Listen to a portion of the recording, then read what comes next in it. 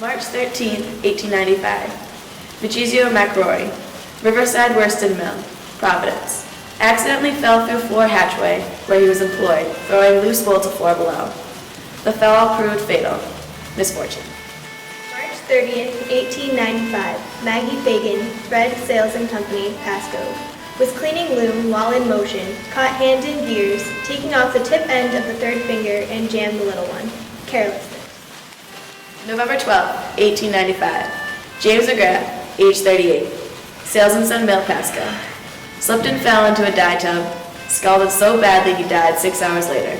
Misfortune. October 10, 1895. Mary McLeod, age 19, Riverside Worsted Mill, Olneyville, Providence. Driving end of loom hit her arm, causing a compound fracture of the right forearm. Misfortune.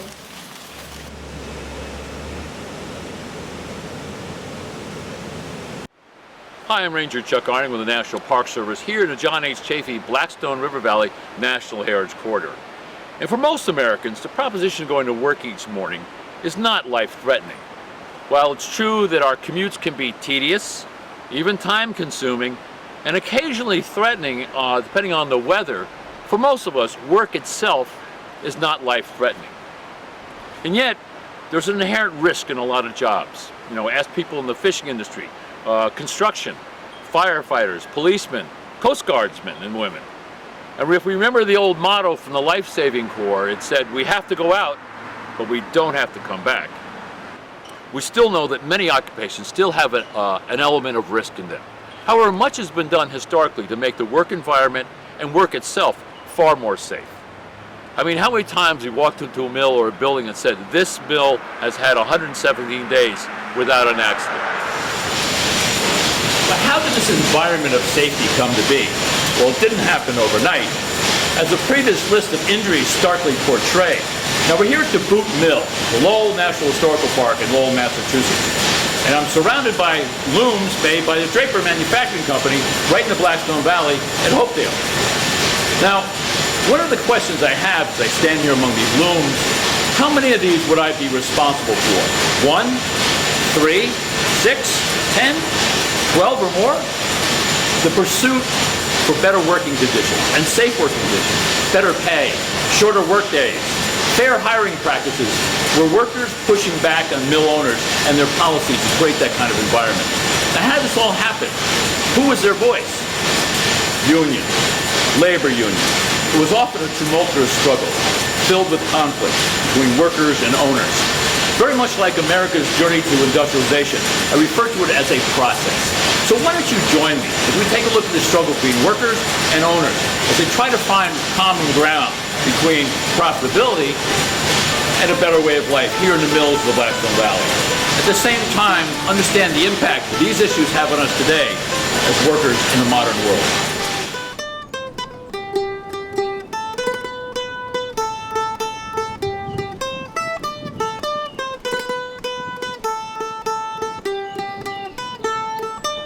Here's a question for you.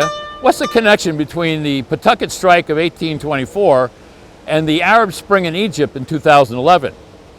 Well, the right answer would be underappreciated female textile workers.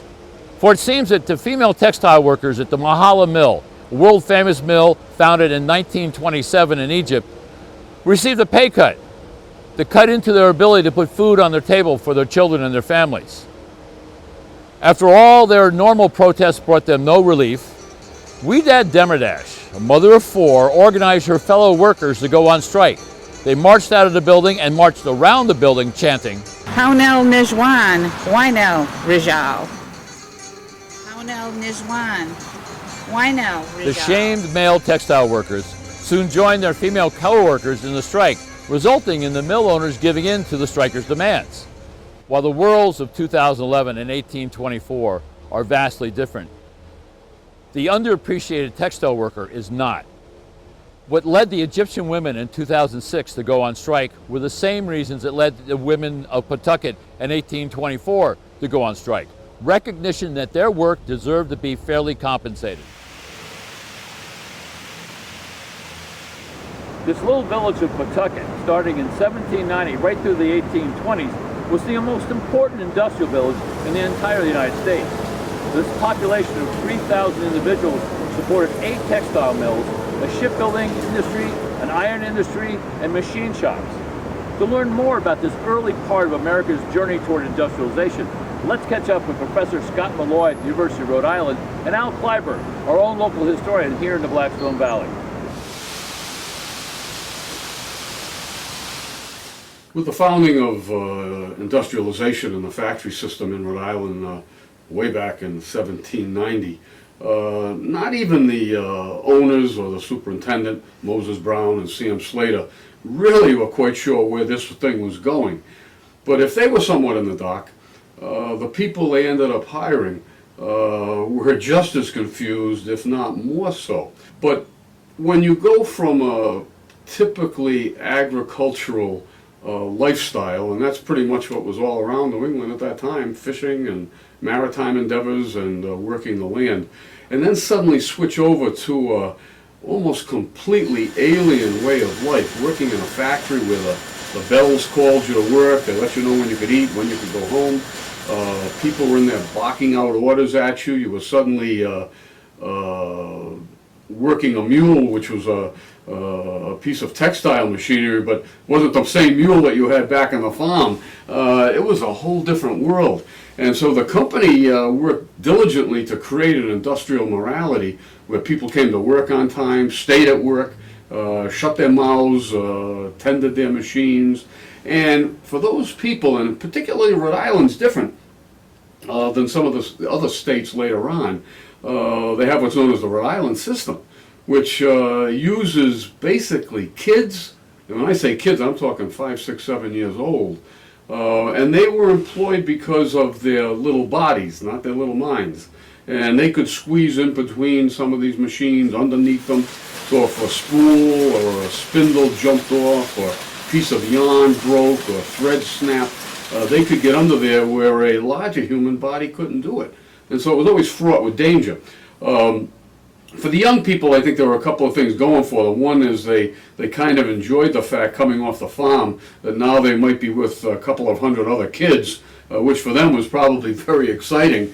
And even if the work was dull and dejecting, they got away with it. The other group that worked at the mill were young women, 13, 14, 15 years old, who had learned the trade of weaving at home. It was one of their domestic requirements, and mom taught them how to do it. So they were ready, I think, to go into the factory because they had that skill. But again, working at home is one thing, and doing it with a supervisor over your back is another. So I think for both groups, employer and employee at that time, it was a whole new world. Every day was an adventure. Things came up continuously that had never been addressed before, and they really were working their way through the dark, trying to find a way to get this thing going on a continuum basis. And so it created problems for the bosses, and it created a lot of problems for the people working there. First thing is the enormous amount of adjustment that the farm families had to make. It was quite clear that farming did not have a very good future here. It was really marginal farming, so that the idea of coming in to work in the mill village made a lot of sense. But that still required a major adjustment between selling products off the farm and being willing to sell time. And that whole mental adjustment, and some people never could make that.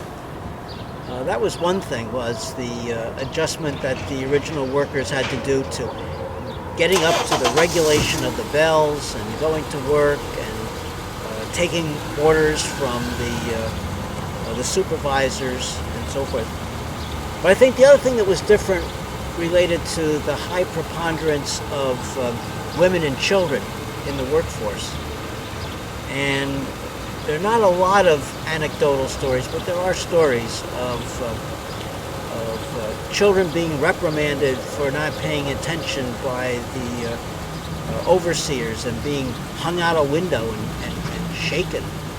Other people being slapped around. There's a story right here where I'm sitting of a young woman who went to the overseer because she wanted to have the afternoon off so that she could go up to the top of the hill and watch a militia muster. And he, for whatever reason, blew up. He snatched a whip off the wall and started to beat her. Her cries were heard by a local carpenter who ran in, snatched the whip away from the overseer, and basically freed her.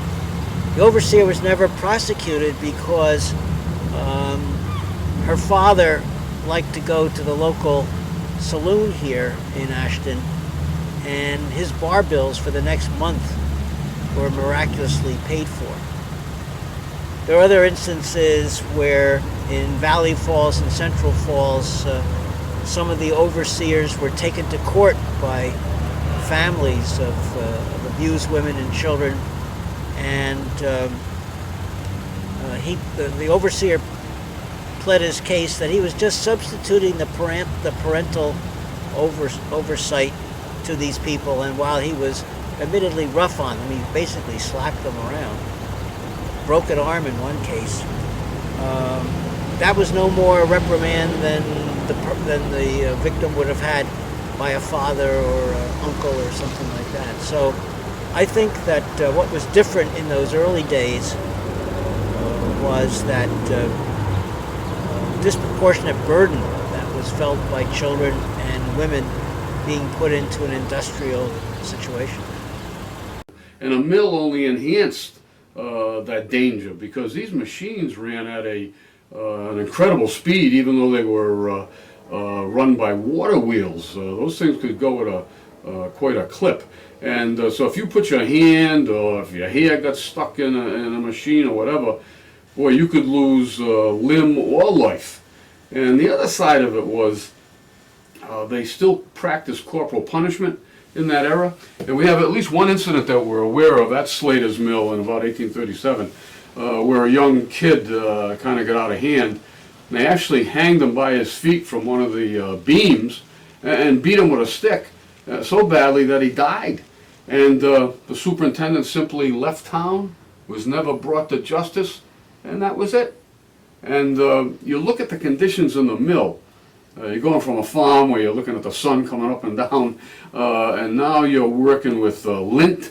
You're working in heavy moisture because that's what the textiles needed. You have a building with very narrow windows on them, if they have much of a window at all. And these are tough working conditions for just about anybody, but no one really knew at that point what to do about it. The first thing to understand about industrialization is that it happens over time. It's a process. It starts a series of fits and starts. Small successes, small failures, even big failures. 2 steps forward, 1 step back. The series of learning new skills, new processes, new manufacturing technology, and ever-changing markets. For the village of Pawtucket, it was already a settled community. The local merchants already had a well-established client base. Now, getting back to our underappreciated female worker, these young women in Pawtucket, starting to work for the very first time, had the support of their community and their family connections here. It was very unlike the Lowell girls up in Lowell, Massachusetts, who came from all over New England and parts of Canada to work in the mills. The mill was their life. Not so here in Pawtucket. Strikes don't happen in isolation. There are usually underlying issues that allow that one match to set off the entire explosion. Here in Pawtucket, the conspicuous homes of the wealthy mill owners, located right in the center of middle to working class neighborhoods, created this image of haves and have-nots. The mechanization of the picking, weaving, and the cotton textile mills in Pawtucket have been completed by 1824, and this mechanization changed dramatically the workforce. In 1820, children made up 2/3 of the workforce. By 1824, young women were now running these powerful new looms.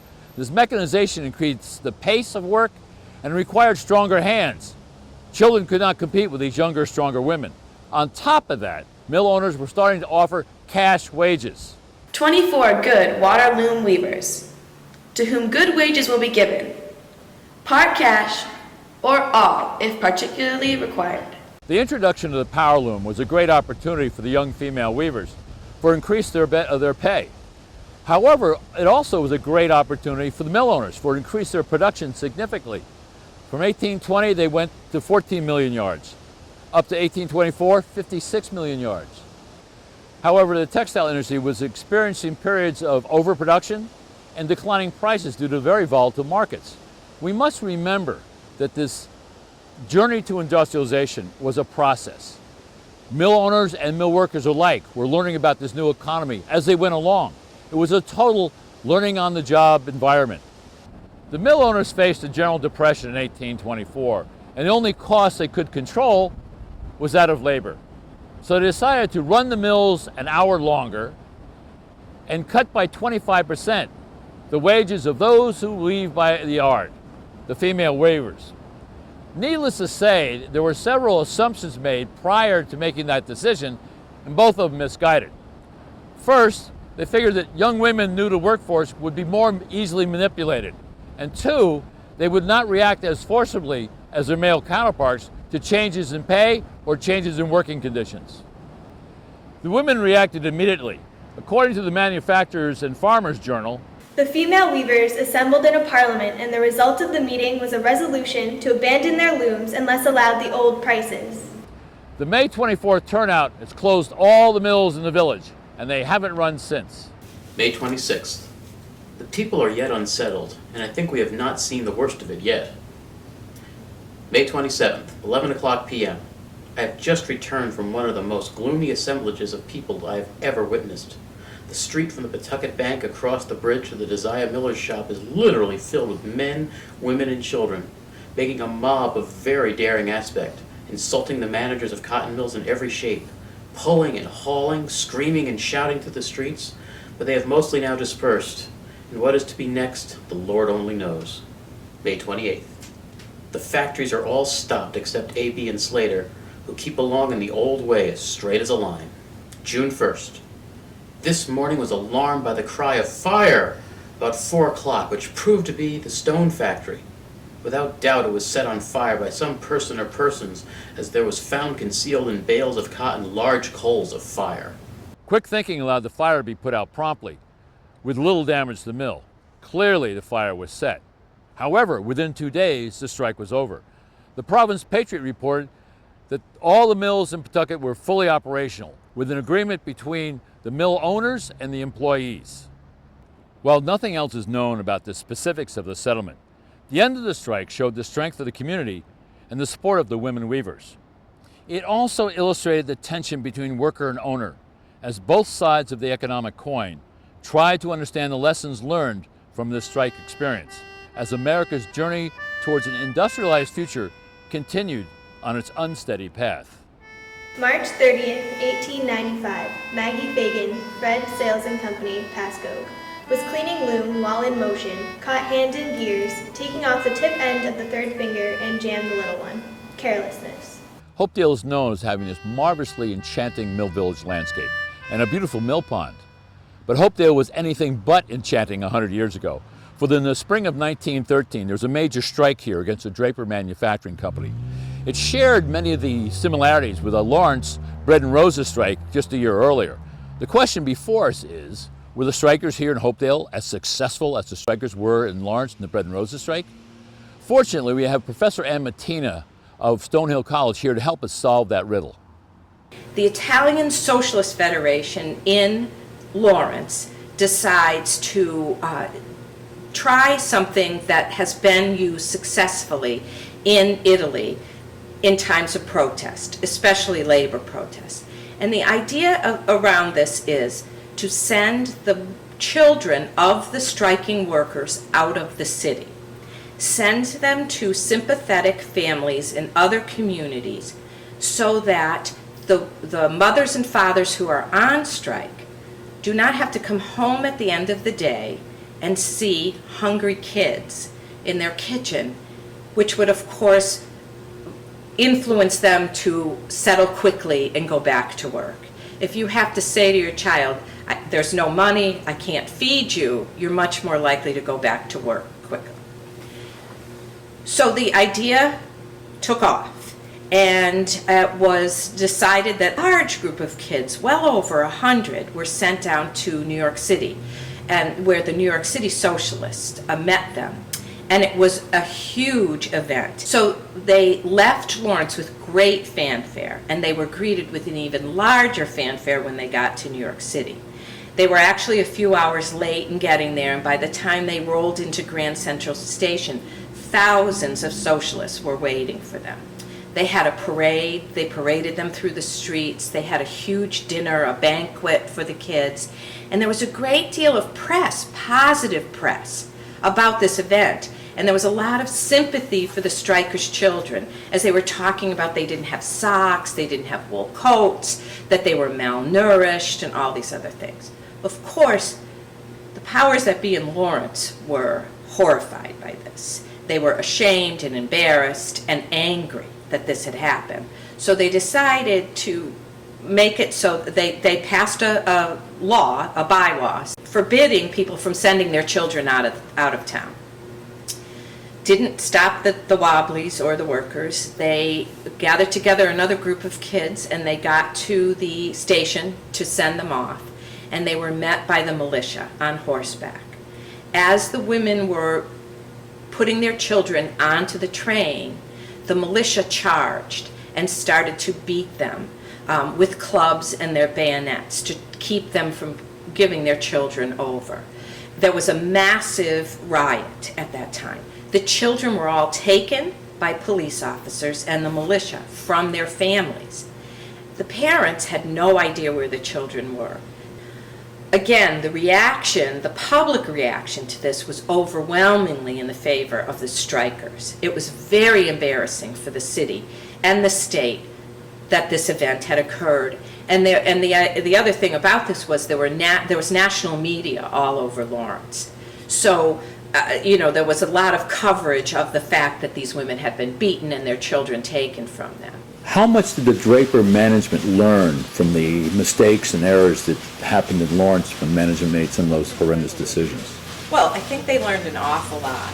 And probably one of the key areas where we see this happen is, similarly to Lawrence, the Italians in Milford decided that it might be a good idea to send their children out of town as well.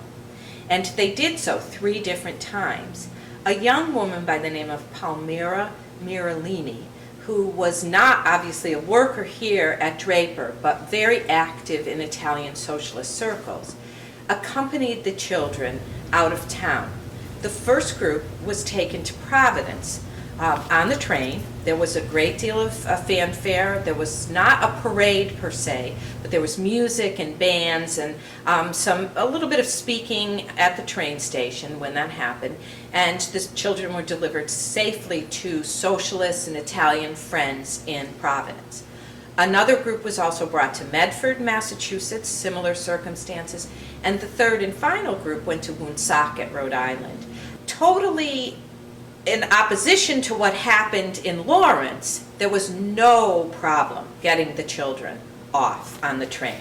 So the workers and the strikers and Palmira Miralini were denied kind of the propaganda of any, the opportunity for propaganda in terms of any kind of negative reaction to them leaving. So definitely the Draper management learned that to leave the kids alone. However, they did not learn the lesson in terms of avoiding violence on the streets. They brought in, again, very much like Lawrence, they brought in specials, they were called. These were police officers from surrounding communities and towns. From all over central and eastern Massachusetts came in and worked to keep order on the streets of Milford and Hopedale.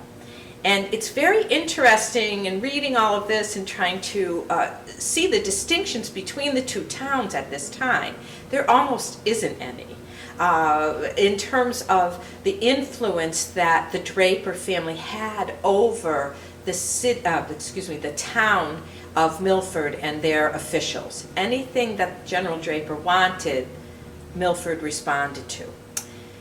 So there was a great deal of trying to control the strikers and their parades. Of course, the other thing that happened was a striker by the name of Bakioki who was on his way from Milford into Hopedale. He was with a group of about 5 men, and they were taking a path. I guess it was a shortcut. They came across some specials, some police officers, and a striker was shot dead. Very much like Lawrence, the reaction to that was an outpouring of support for the strikers in the larger Italian community of Massachusetts and in the larger labor community. The strikers took his funeral as an opportunity to really demonstrate their solidarity. They couldn't march and protest against their labor conditions, but they could certainly march as part of a funeral cortege. So it was a very elaborate event. Bakayuki's funeral was very elaborate. There were only 7 cars allowed in it, but there were thousands of workers from all over New England who came to pay their respects and to participate in this. It was very elaborate. The funeral cortege was led by Bakayuki's widow and his child. His son, I believe, was only 4 years old, and he was carrying a sign that said in Italian, "The son of the assassinated one." The strike that was about working conditions and a shorter work week, among other things, sputtered to a close. By July 9 of 1913, just 100 strikers remained active, and the mill was fully operational. Still, it would not be wise to judge the strike a failure. I don't think labor could have had the power it had particularly after World War II, when labor and unions were able to really work to get people who didn't have means, to get them access to things like good health care and pension and all of those other things. If it wasn't for the people before them, they wouldn't have had the success they had after. Hurrah, hurrah for labor, for it shall arise in might. It has filled the world with plenty. It shall fill the world with light. Hurrah, hurrah for labor. It is mustering all its powers and shall march along to victory with the banner of 8 hours. Shout, shout the echoing rally till all the welkin thrill. 8 hours for rest, 8 hours for work, 8 hours for what we will. Well, this has been Ranger Chuck Arning with the National Park Service here in the John H. Chafee Blackstone River Valley National Heritage Corridor. And the music we hear, this marvelous music from our good friends Pendragon, is an old labor song. 8 hours. 8 hours for work, 8 hours for rest, 8 hours for what we will. It was just after the Civil War that the major push for a 40-hour work week began, because at that time, 70 hours a week was common. By the time 1900 came along, we were down to 60 hours a week. Imagine that, 60 hours a week. And that's straight time, folks. That's not overtime. The historical past can be a great teacher. It can help us understand how to deal with our present and our future. For the struggle between workers and owners has been long and arduous. It's been difficult. But we've learned a lot, and we can teach the rest of the world that as well. The fires that happen in the mills in China and Pakistan don't have to happen. The horrible collapsing mill in Bangladesh doesn't have to happen. Our past can help other countries, as they too go on their journey to industrialization, understand how to create a safer work environment for all. And it's the voice of the workers through the organized labor that has made a difference. So until next time, hope to see you in the valley.